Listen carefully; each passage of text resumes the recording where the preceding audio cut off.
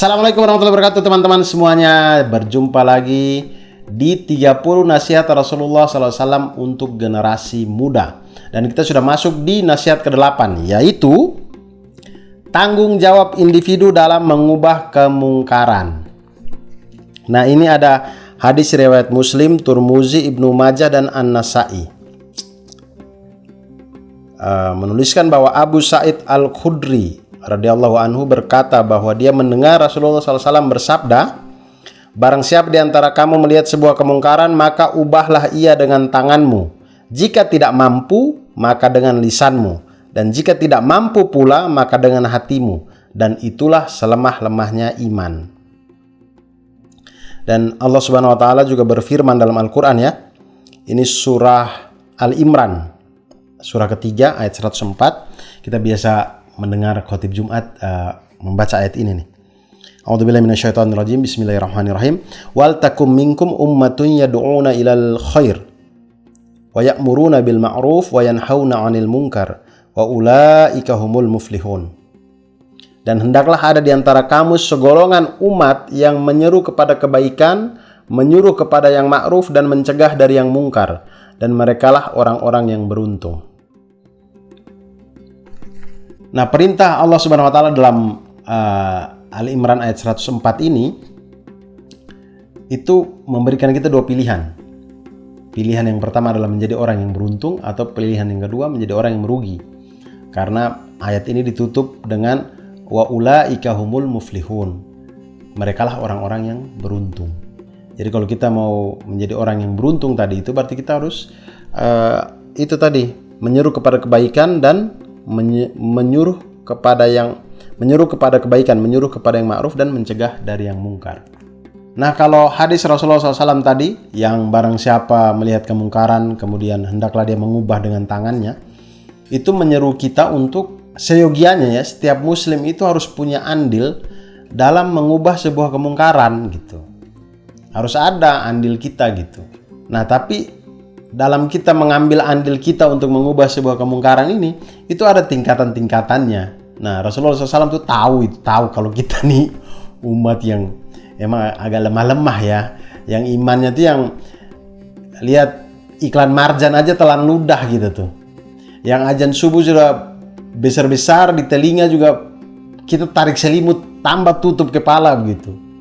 Nah, Rasulullah SAW tuh kayaknya tahu deh kalau kita tuh agak lemah-lemah. Jadi ada tingkatannya, ada pilihannya. Dan pilihan-pilihan untuk mengambil andil dalam mengubah kemungkaran ini, itu bisa kita rasakan pada diri kita sendiri di situasi dan kondisi yang kita alami gitu.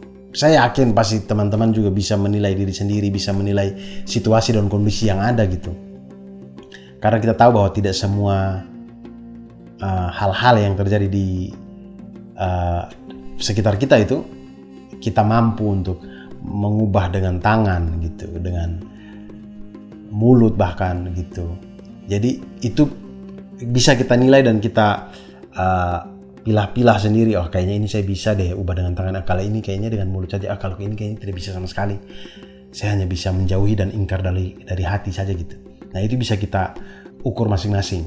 Karena bagaimanapun teman-teman, mencegah kemungkaran itu menurut saya ini, ya, tingkatannya agak lebih sulit daripada menyeru pada kebaikan. Menyeru pada kebaikan itu cenderung mudah. Mansur, sholat Jumat kah kau nih? Jumat juga kau main bola? Semua orang sholat, kau main bola dengan siapa kau? Nah, itu lebih mudah. Mansur, sedekah sedikit kah kau? Uang banyak tuh. Tidak sedekah. Itu agak cenderung mudah gitu, menyeru kepada kebaikan. Tapi kalau mencegah yang mungkar ini kayak Mansur ada mabok. Wow, mabok sudah 7 drum Pertamina tuh dikasih habis ini Mansur. Wais, kasih masuk. Baru kita datang, tiba-tiba kita kasih tumpah deh minuman semua, baru kita marah-marah dia. Mansur, kau nih mabuk terus tuh. Sholat sedikit kah kau nih? Berhenti sudah mabuk nih. Wih, itu Mansur bisa marah balik sama kita tuh. Kau nih larang-larang nih. Kau siapa? Saya punya orang tua, saya tidak larang kau larang. Kau siapa? Ayo kita baku tumbuk. Wih, malah berkelahi kita. Jadi dalam mencegah kemungkaran itu menurut Bapak Muhammad Ali Kutub ini, seyogianya jangan sampai menimbulkan permasalahan baru. Jangan sampai menimbulkan permusuhan. Jangan sampai menimbulkan kemarahan orang. Jangan sampai membuat kita melakukan perbuatan-perbuatan yang tidak menyenangkan orang lain. Makanya kalau kita tahu nih teman ini, wah kayaknya aduh teman ini kita sudah tahu dia ini susah diajak bicara, kemudian pokoknya kepala batu lah. Kepala batu yang sampai batu lihat dia batu rasa jadi permen yupi gitu. Kayaknya saya bukan batu deh, kepalanya dia yang lebih batu dari saya, begitu.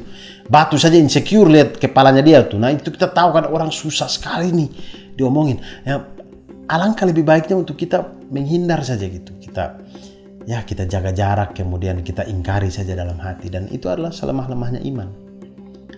Karena kita berdoa semoga Allah Subhanahu wa taala membantu untuk teman kita tuh menjadi orang yang lebih baik gitulah, dan kita juga menjadi orang yang lebih baik. Nah, begitulah teman-teman ya. Wallahu a'lam bishawab.